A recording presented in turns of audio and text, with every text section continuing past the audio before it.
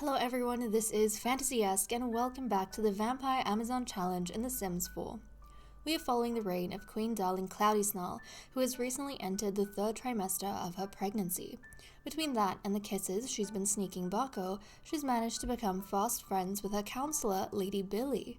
Other friendships have been forming in court too, along with some rivalries that are being kept under wraps before the Queen. Okay, let's take a look at some of the whims we have going on with our ladies, among which is hiding something very, very exciting for us. So yes, the heat is going to be turning up a little bit in court. Already you guys have been saying that the ladies have started establishing some very kind of unique stories between themselves, and I wholeheartedly agree. But yeah, the heat's gonna be turning up a little bit. So it seems as though Lady Anaya wants to admire art. So again, she is being very much on her own. I'm wondering if we can admire, I think we can actually admire the portrait, like a portrait of the Queen, as part of artwork. So yes, we can. Nice, I love that. I find it funny though that Anaya prefers to admire a portrait of the Queen than socialize with the Queen herself. Yeah.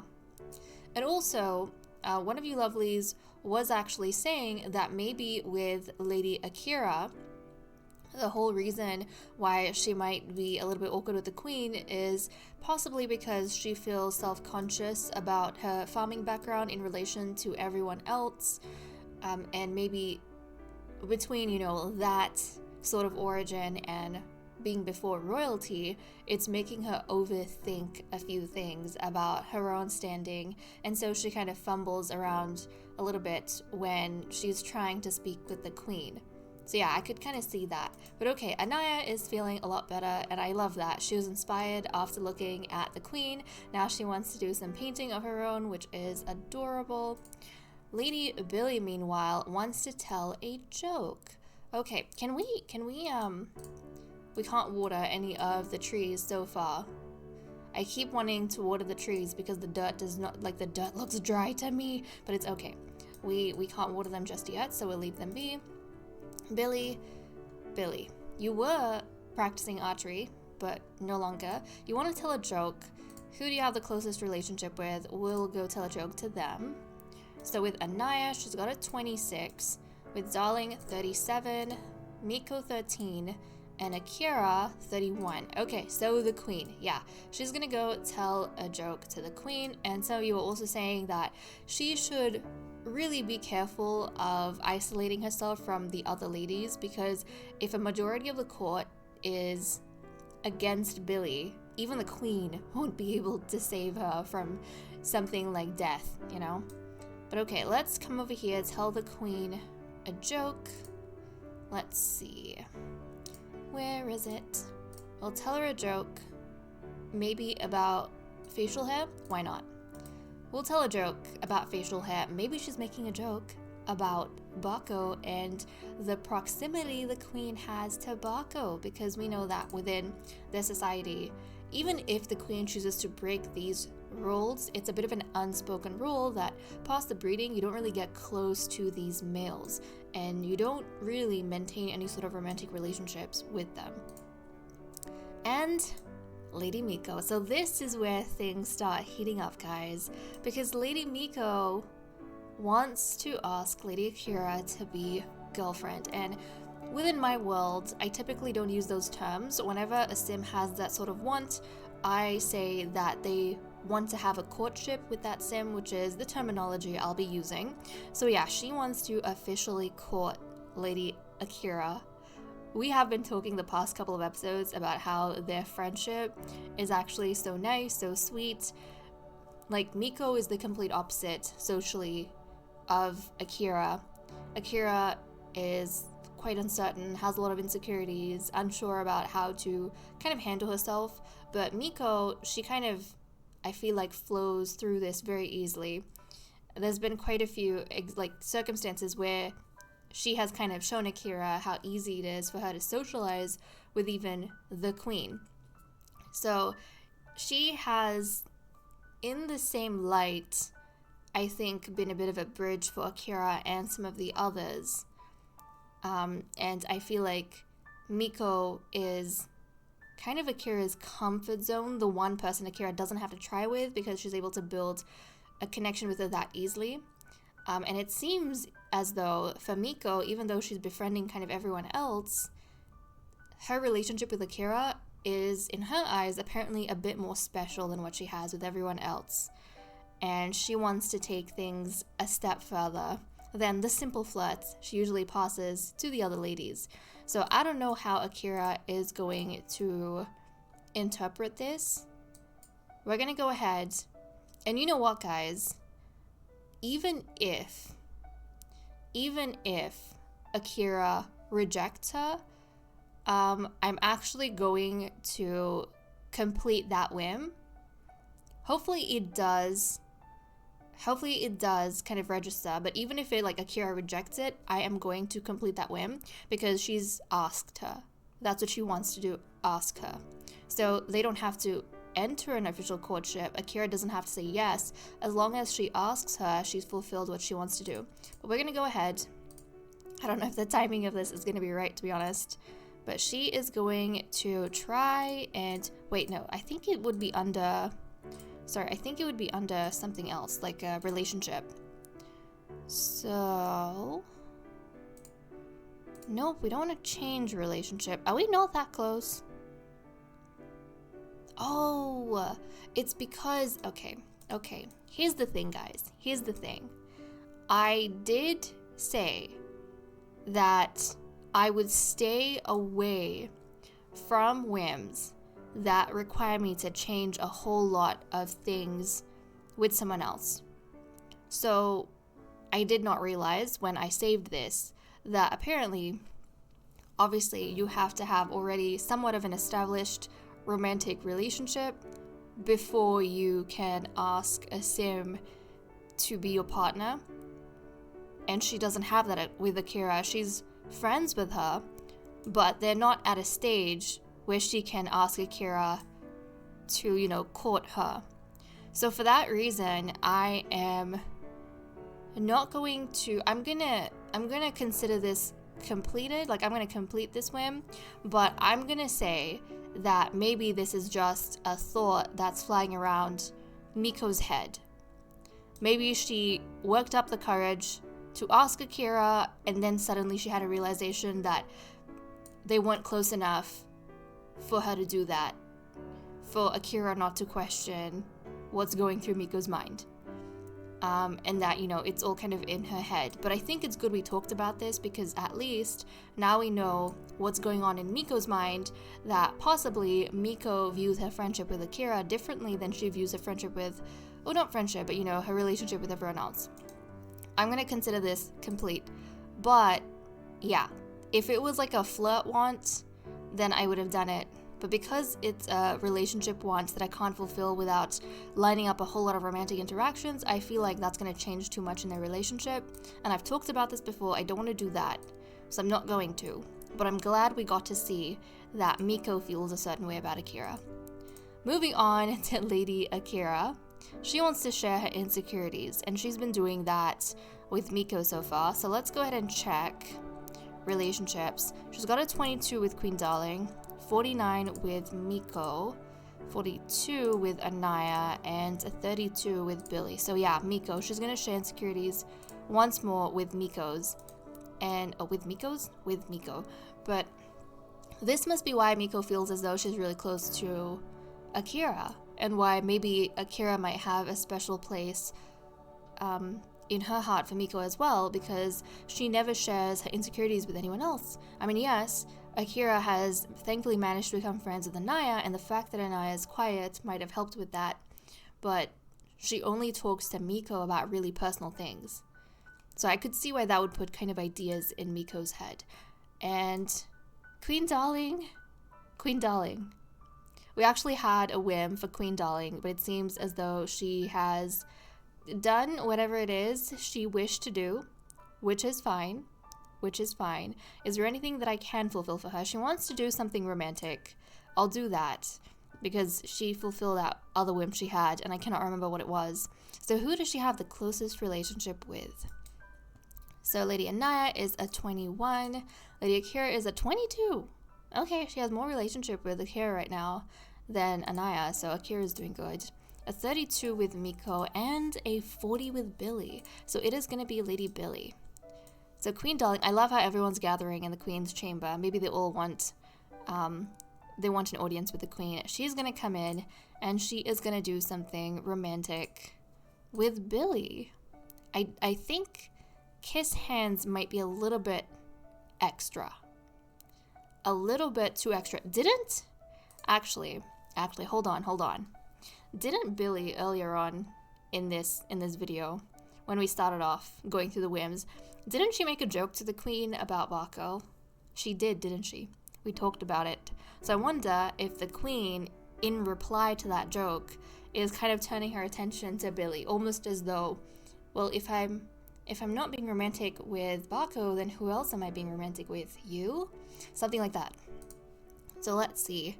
I mean, the Queen could flirt. I almost want to be really bold and go with kiss hands.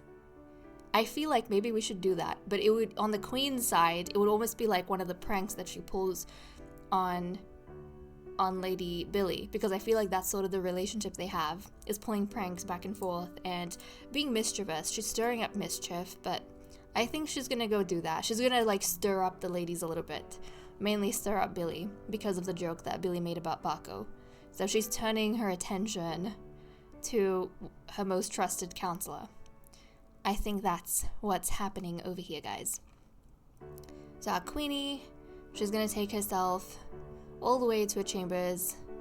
Yes, through the landing. And let's see. I don't know how Billy is gonna react to this, to be honest. Let's see how Billy reacts to this. Oh, okay. Billy was like, that's not what I meant. That is not what I meant at all. Oh, yikes. Okay, well, at least she got to fulfill what she wanted to do. I think that was probably the first, like, quote-unquote prank that didn't go through the way that she intended. And this might actually be something that Billy feels embarrassed about in front of the others. One, because she was put on the spot and she kind of pulled her hands back. But also, her relationship with the Queen might have taken a hit because of that. She inadvertently embarrassed the Queen. And then her rival Miko was there to kind of watch this all unfold, you know? Very intriguing, but okay guys, I am going to take off over here, leave the ladies for a bit, and we'll see what else they get up to. After a nighttime hunt to replenish themselves, the vampires dispersed to their separate corners of the castle. Lady Anaya found Akira hanging around the ballroom and worked up the courage to flirt with her. They'd recently become friends, and she found the quietness of Akira soothing. Not that it worked out entirely. Lady Billy was downright embarrassed that she'd rejected the Queen the way she had in front of the whole court. She scrambled to make amends by approaching Darling with a bit of mischief. She knew she was in a precarious position with everyone else and couldn't risk her friendship with the monarch. After spending the day thinking about her feelings and realizing that Akira meant more to her than she'd initially thought, Lady Miko found her in the ballroom. She wasn't going to at first, but as soon as she saw Anaya sitting close to Akira, she had the urge to pull her into an embrace. The sudden attention from two of her friends was making Lady Akira a bit too nervous, so she made a quick exit from the ballroom and invited the others to join her in the commons for a card game. The Queen and Lady Billy took up her offer, and the three of them played the night away. As the sun rose, Queen Darling found herself feeling more and more comfortable in the presence of her ladies. She even impersonated some mermaids, not caring how undignified she looked. Lady Billy almost sighed in relief at the attention, believing it a sign that the Queen had forgiven her for the previous slight. Soon it was time for Darling's birth. As the hour grew nearer, Lady Akira poured out drinks, lining the landing with things for the guests to enjoy as they moved towards the birth chamber. A steady excitement was building among the court as they waited with bated breaths for the arrival of their crown princess. Okay guys, the baby shower is upon us. I am so excited to see what the queen is going to have as her firstborn. Everyone is pretty much waiting around to see if they're going to get the crown princess they have been wanting. To be honest, I think everyone expects the queen to have a crown princess. That's the expectation everyone has right now.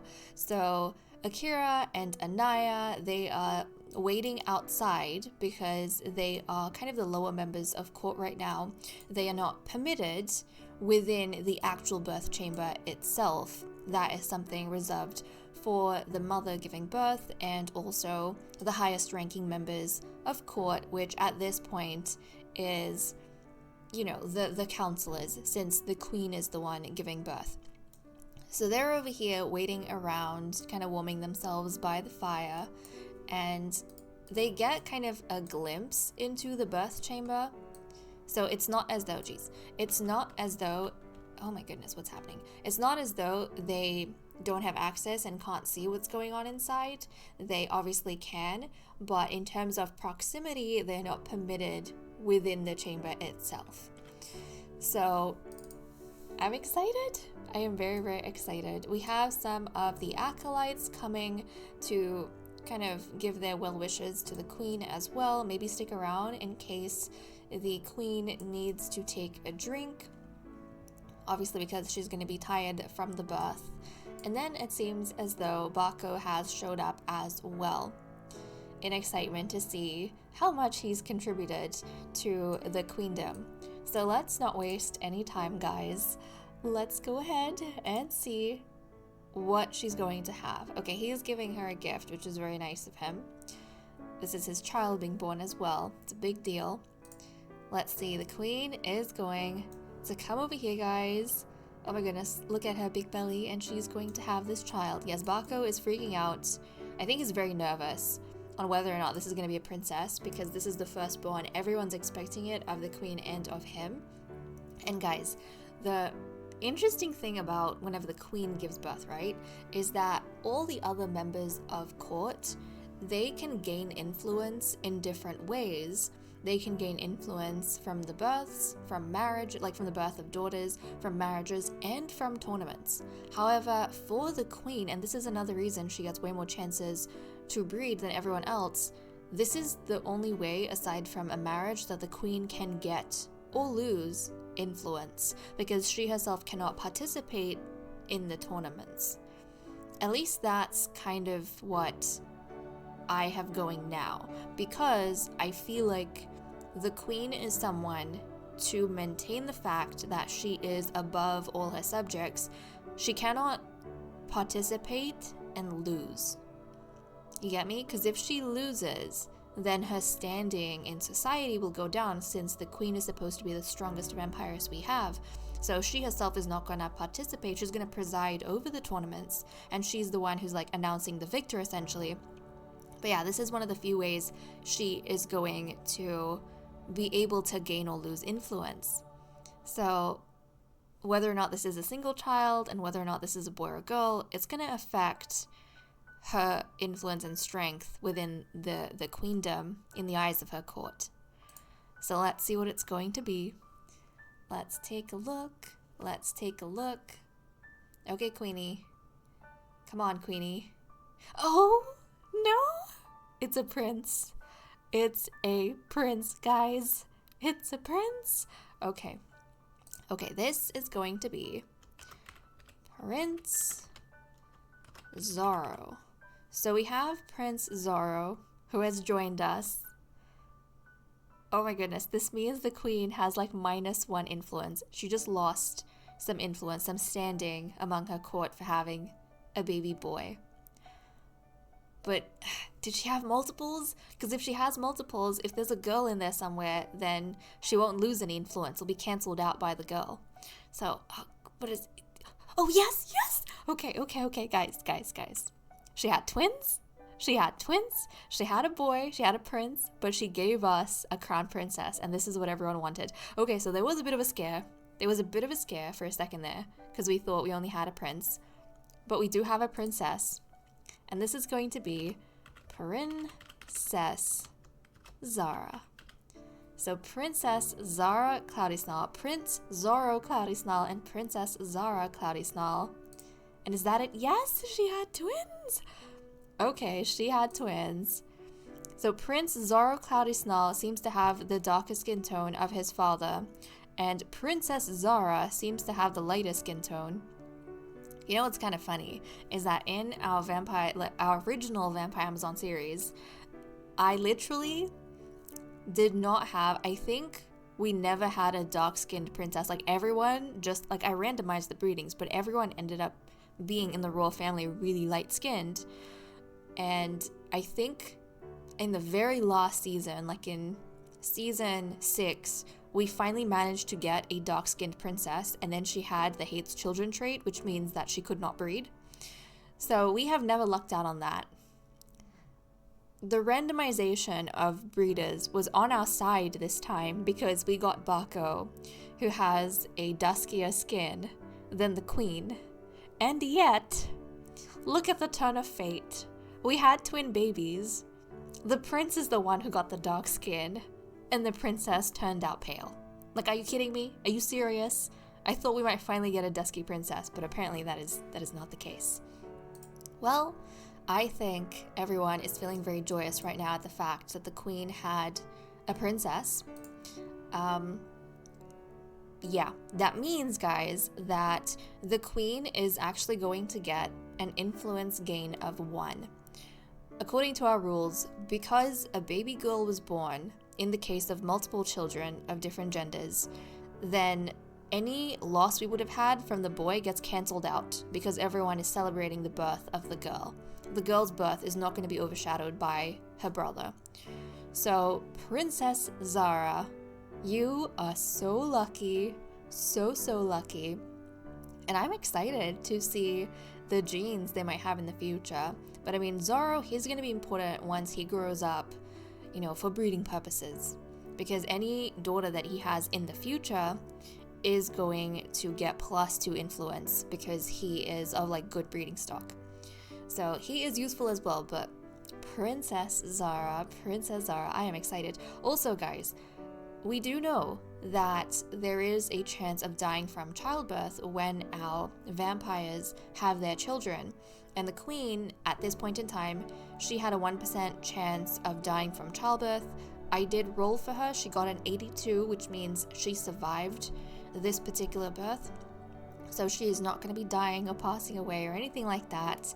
She is happy, she is healthy, and so are the children, which makes me just absolutely delighted. Congratulations, Queen! I'm so excited for her. Now she has a total of 4 influence, guys, because she gets the 1 that she has just gained from having her crown princess, and then she has +3 since she is a queen. Oh my goodness. I'm so proud of her. She is definitely a successful ruler. I'm so proud of you. But now she needs to start thinking about who is going to be breeding next. And actually, the queen has already made up her mind on that. Obviously, the way the vampires do things, it is according to kind of age, right? They do have an age hierarchy when it comes to certain things, and breeding is one of them. So the next lady that is going to breed will be Lady... Oh, no. Sorry, Baco. You stay where you are. Is going to be Lady Akira Darkpound. So this might be Akira's chance to gain some more influence in court as well, and actually become almost equal. Actually, yes, become equal to the counselors. Because the counselors right now, they have 2 influence points. If Akira manages to get a +1 influence point from having a baby girl, then she is going to be on par with the counselors, because right now Akira only has 1 influence point from just being a noble lady. So that is gonna, I think, boost her confidence quite a bit. That aside, the queen is going to be bringing in a sixth, well, I should say fifth. She's gonna be bringing in a fifth lady into the court, guys. The fifth lady, because now that we have a princess, we need someone who's going to look after the princess in the female faculty. And I do want to talk really quickly about this, because the new lady that is going to be brought in, she's going to have some benefits and she's going to have some things that will be, I suppose, a disadvantage. So I want this particular lady to be essentially a member of the inner court. So she is going to be able to participate in voting during judgment. She's going to have a +1 influence point because she will be counted as, a noble lady. And also, she is going to be eligible to be voted in to the council, the Queen's Council, when the time comes in the next season. She will be eligible for that. What she won't be eligible for is participating in breeding. And she will join the breeding lineup, so she is kind of allowed to breed, but not while she's in the female faculty.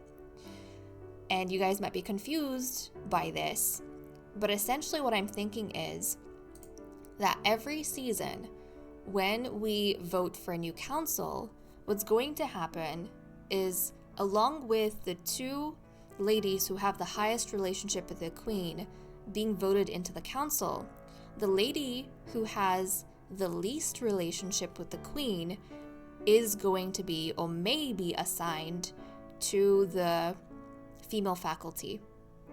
So when we look at all the relationships, we are counting whoever's going to be in the female faculty. So right now we have 4 ladies, including the 5th lady. All 5 ladies will be counted. And then out of the 5 ladies, whoever has the least relationship will either stay in or go to the female faculty to raise the children for the next season. And unfortunately, if we get to, and I think timing plays a big part in this, because if we get to their section of the breeding order, like if it's their turn next, but they happen to be in the female faculty, the queen will just skip them in the breeding order and go to the next lady. So that is kind of the disadvantage they will have if they belong in the female faculty. And that's kind of why all the ladies will want to focus on their relationships with the queen to ensure that they stay in the main court, they stay in the inner court, because otherwise they might miss out on a chance to breed. If they have the lowest relationship with the queen, they get assigned to the female faculty. They have to look after the children, which, yes, is an important task, but at the same time, they won't be able to progress their own bloodline. It's almost like a bit of a punishment. You're getting sent away from the main court because you don't have a close enough relationship with the queen. And it would be harder for you to get close to the queen and kind of change your situation as well, because unlike all the ladies who live in the households with her, you'll get less chance to socialize with the monarch. So that's kind of what I'm thinking I'm going to do. So when we come back in the next episode, we will have the babies moved out. So Zorro is going to go to the male faculty to live with his father Baco. We are going to have a 5th lady introduced. Princess Zara is going to be staying with that new lady in the female faculty. We are also going to bring in our 2nd breeder so that Akira can breed. She can get pregnant. So that is going to be a lot of exciting stuff happening. But okay, guys, with that said and done, I am going to leave off here. Thank you so much for watching. I hope you all enjoyed, and I will see you all next time. Bye-bye.